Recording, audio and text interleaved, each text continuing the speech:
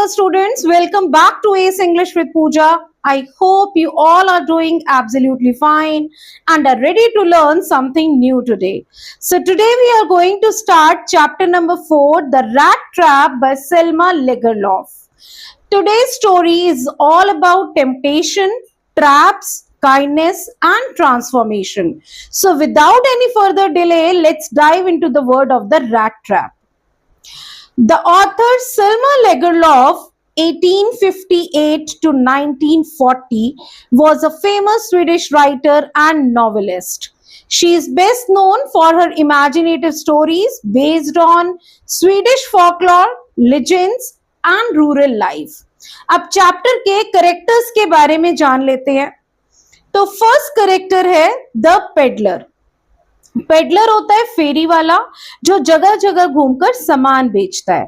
तो ये स्टोरी का मेन कैरेक्टर है जो जगह जगह घूमकर रैट ट्रैप्स बेचता है. शुरू में वो पुअर है, सिनिकल है. सिनिकल मींस जो दूसरों को शक से देखता है, यानी किसी पर इजीली ट्रस्ट नहीं करता, ठीक है. और डिसऑनेस्ट है, लेकिन एडला की काइंडनेस से उसका हार्ट चेंज हो जाता है. तो फर्स्ट कैरेक्टर है हमारा द पेडलर जो इस स्टोरी का मेन कैरेक्टर है. सेकंड कैरेक्टर है द ओल्ड क्रॉफ्टर. अब क्रॉफ्टर होता है एक ऐसा किसान जो छोटी सी जमीन पर खेती करता है, ठीक है. छोटा किसान भी बोल सकते हो आप इसको. तो ये एक बूढ़ा और अकेला किसान है जो अपनी काऊ का मिल्क बेचकर अर्न करता है. तो वो पेडलर को शेल्टर देता है, फूड देता है, लेकिन पेडलर उसके 30 क्रोनोर चुरा लेता है. अब क्रोनोर क्या होती है? क्रोनोर होती है स्वीडन की करेंसी, जैसे हमारी इंडिया की करेंसी है रुपी, ठीक है. अब थर्ड इसमें करेक्टर है द आयरन मास्टर. ये एक आयरन वर्क्स यानी लोहे की फैक्ट्री का मालिक है और पेडलर को गलती से अपना old regimental comrade captain von Stell समझ लेता है. सच पता चलने पर वो बहुत नाराज हो जाता है, ठीक है. और बाद में अब स्टोरी में जानते हैं इसको. फोर्थ करेक्टर है हमारी एडला विल्मेंसन. ये आयरन मास्टर की काइंड और कंपैशनेट डॉटर है. ये पेडलर के साथ रिस्पेक्ट और काइंडनेस से बिहेव करती है और इसकी गुडनेस पेडलर को ट्रांसफॉर्म कर देती है. अब चैप्टर को समझते हैं डिटेल में. द रैट ट्रैप एक गरीब रैट ट्रैप बेचने वाले पेडलर की कहानी है जो जगह जगह घूमकर तार से बने रैट ट्रैप्स बेचता है.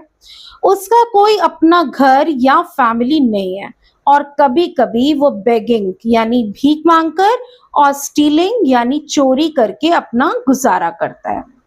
वो सोचता है कि पूरी दुनिया एक बड़े रैट ट्रैप की तरह है जो इंसान को फंसाने के लिए अलग अलग लालच देती है.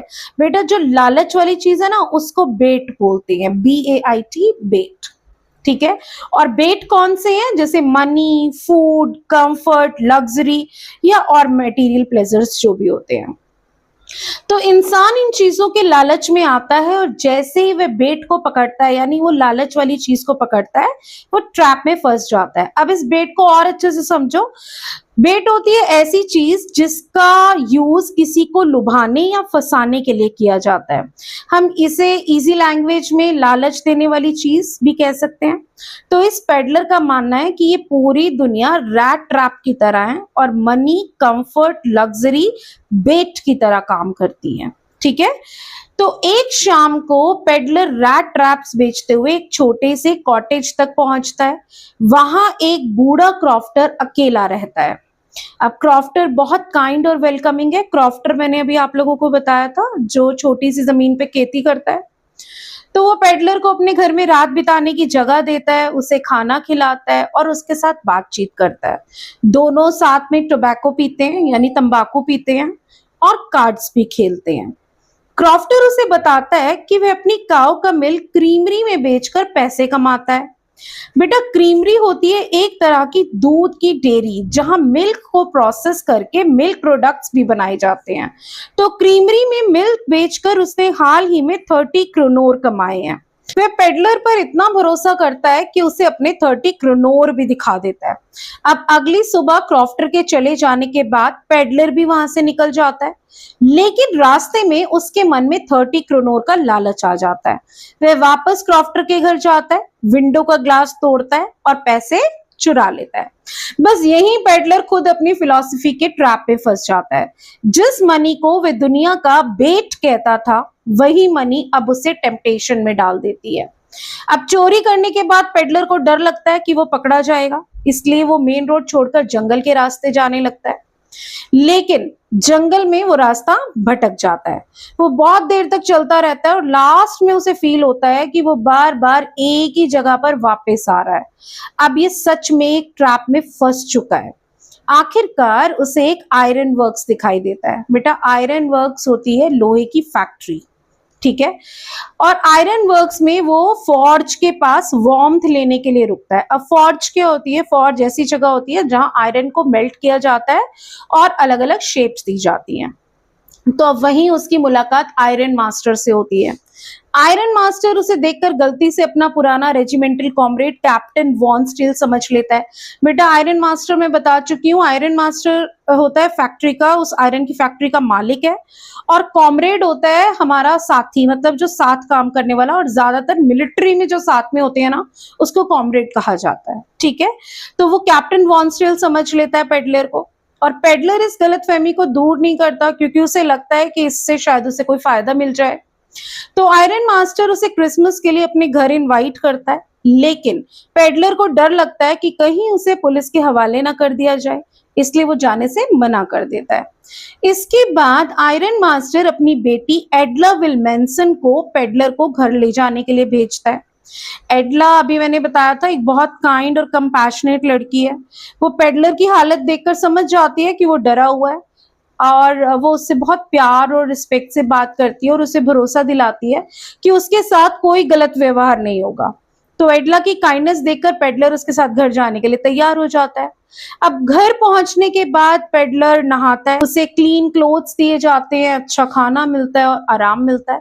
लेकिन जब आयरन मास्टर उसे अच्छी तरह देखता है तो उसे पता चलता है कि वो कैप्टन वॉन स्टील नहीं है। तो आयरन मास्टर बहुत एंग्री हो जाता है और उसे पुलिस के हवाले करने की धमकी देता है। पेडलर कहता है कि उसने कभी खुद को कैप्टन बताया ही नहीं, तो आयरन मास्टर ने ही उसे गलत समझा था।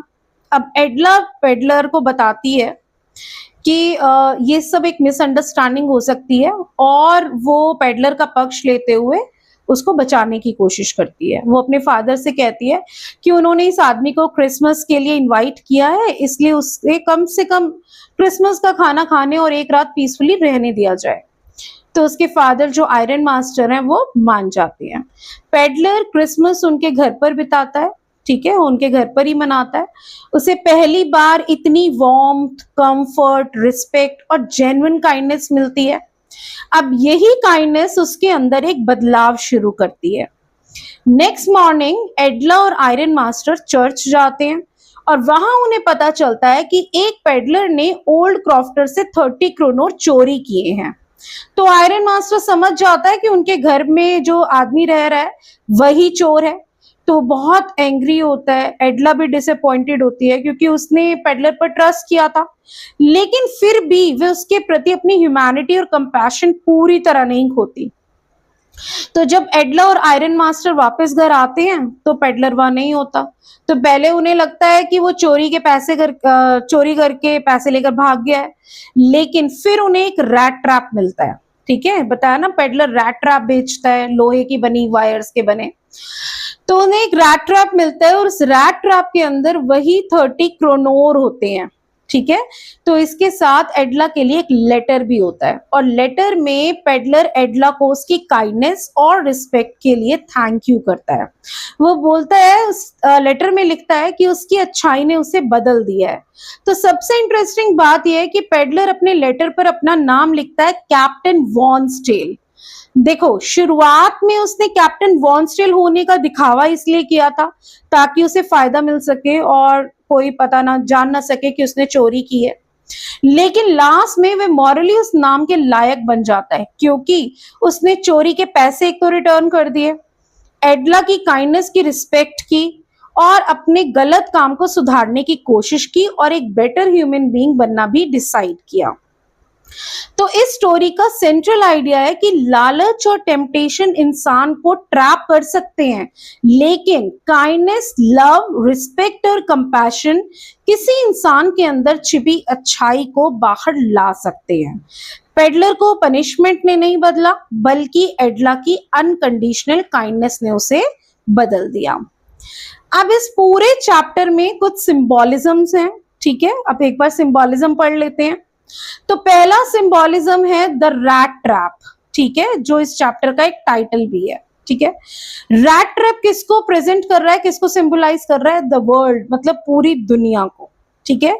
तो पेडलर के अकॉर्डिंग पूरी दुनिया एक रैट ट्रैप है। जैसे रैट ट्रैप चूहे को फंसाता है, वैसे ही दुनिया इंसान को अपनी इच्छाओं और लालच में फंसा लेती है।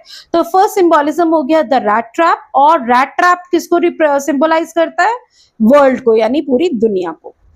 सेकेंड सिंबोलिज्म है बेट। बेट किसको सिंबलाइज कर रहा है? टेम्पटेशंस को। रैट ट्रैप का बेट उन चीजों का सिंबल है जो इंसान को आकर्षित करती है, जैसे मनी, फूड, कंफर्ट, लग्जरी और मटेरियल पोजीशंस। ऐसे ही होता है ना, जैसे रैट ट्रैप में हम कोई रोटी का टुकड़ा, पनीर का या टमाटर का रखते हैं और उसके लालच में चूहा फंस जाता है। तो मनी, कंफर्ट, फूड, लग्जरी, ऐसी चीजों के लालच में इंसान फंस जाता है। अब थर्ड हमारा सिंबोलिज्म है 30 क्रोनोर, जो सिंबलाइज करता है ग्रीड को, यानी लालच को। क्रॉफ्टर के 30 क्रोनोर मनी और ग्रीड के टेम्पटेशन को रिप्रेजेंट करते हैं। पेडलर इसी लालच में आकर पैसे चुरा लेता है और खुद ट्रैप में फंस जाता है। अब फोर्थ जो है हमारा सिंबोलिज्म, वो है फॉरेस्ट। फॉरेस्ट में क्या करता है? वो घूमता रहता है और बार बार एक ही जगह पे आके फंस जाता है। तो वो एक बीइंग ट्रैप्ड, आइसोलेशन भी बोल सकते हैं, फॉरेस्ट उसका सिंबोलिज्म है। फॉरेस्ट में रास्ता भटकना सिर्फ फिजिकल प्रॉब्लम नहीं है, ये दिखाता है कि पेडलर अपने गलत चॉइसेस और अपराध के कारण लाइफ में भी भटक चुका है। नंबर 5 है आयरन वर्क्स, जो एक टर्निंग पॉइंट है। ये जो आयरन वर्क्स है, ये पेडलर के लाइफ में एक टर्निंग पॉइंट बनती है।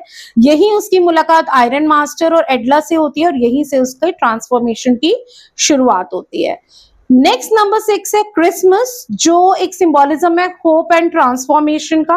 क्रिसमस काइंडनेस, फॉरगिवनेस, होप और न्यू बिगनिंग का सिंबल है। इसी समय एडला की अच्छाई पेडलर को अंदर से बदल देती है। नंबर 7 है एडला। एडला किसको सिंबलाइज करती है? ह्यूमन कंपैशन को। देखो, एडला किसी वस्तु का डायरेक्ट सिंबल नहीं है, लेकिन वो काइंडनेस, कंपैशन और अनकंडीशनल गुडनेस को रिप्रेजेंट करती है। उसकी काइंडनेस पेडलर के अंदर की अच्छाई को बाहर लाती है और उसे ट्रांसफॉर्म कर देती है। नंबर 8 है कैप्टन वॉन्स्टेल, और ये किसको रिप्रेजेंट करता है? डिग्निटी और रिडम्पशन को। शुरुआत में पेडलर कैप्टन वॉन्स्टेल की आइडेंटिटी का फायदा उठाता है, लेकिन लास्ट में उसी नाम से साइन करता है। अब वो मॉरली उस नाम के लायक बन चुका है। तो ये उसके रिडेम्पशन और ट्रांसफॉर्मेशन को दिखाता है, ठीक है। तो ये था चैप्टर द रैट ट्रैप। अब इस चैप्टर के 2 मोस्ट इंपॉर्टेंट क्वेश्चंस मैंने अपने टेलीग्राम चैनल पर अपलोड कर दिए हैं। डिस्क्रिप्शन बॉक्स में चैनल का लिंक दिया हुआ है, आप वहां से चैनल ज्वाइन कर सकते हैं। सभी चैप्टर्स के most important board oriented questions और लास्ट में रिवीजन नोट्स आपको वहीं मिलेंगे। तो मिलते हैं नेक्स्ट वीडियो में। Till then, bye bye and take care.